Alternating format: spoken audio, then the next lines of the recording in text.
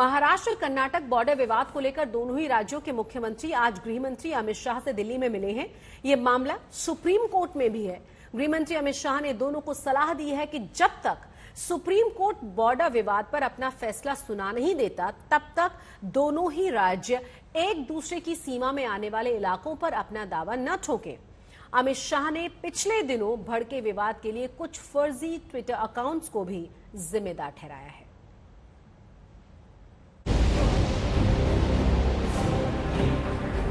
दिल्ली में दिसंबर की सर्दी में महाराष्ट्र कर्नाटक के बीच गरमाए सीमा विवाद को सुलझाने की गृह मंत्री अमित शाह ने कोशिश की। दोनों राज्य के मुख्यमंत्रियों एकनाथ शिंदे और बसवराज बोम्मई ने अपना पक्ष गृह मंत्री के सामने रखा। शाह ने भी अपना फैसला सुना दिया, जिसके लिए दोनों बीजेपी शासित राज्य तैयार हो गए। सबसे पहले जब तक सुप्रीम कोर्ट का इस बारे में निर्णय नहीं आता, कोई भी राज्य इसके बारे में एक दूसरे राज्य पर क्लेम या तो डिमांड जनरेट नहीं करेगा। दूसरा, दोनों राज्यों के मिलाकर दोनों ओर से 6 मंत्री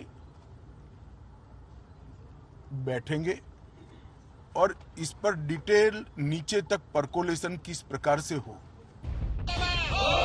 पिछले दिनों कर्नाटक और महाराष्ट्र दोनों राज्यों के बीच बसों और ट्रकों की आवाजाही रुक गई थी, क्योंकि कर्नाटक में महाराष्ट्र के ट्रकों पर पत्थर फेंके गए, तो जवाब में महाराष्ट्र में कर्नाटक की बसों पर कालिख पोत दी गई।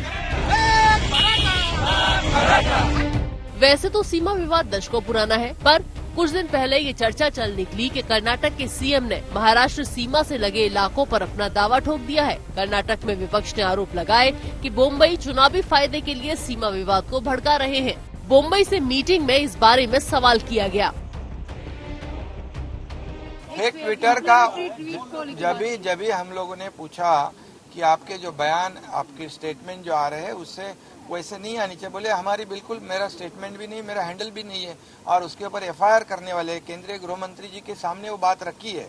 और गृह मंत्री जी ने भी उन्होंने कहा है अभी थोड़ी देर पहले, और इसीलिए जो लोग ऐसे मामलों में कुछ कानून व्यवस्था बिगाड़ने की कोशिश कर रहे हैं उनके ऊपर एफआईआर किया जाएगा, कानूनी कार्रवाई की जाएगी। कि पूरे मामले में फेक ट्विटर ने भी बहुत बड़ा रोल निभाया है। कुछ फेक ट्विटर्स सर्वोच्च नेताओं के नाम से जनरेट किए गए और इसको फैला दिए गए हैं।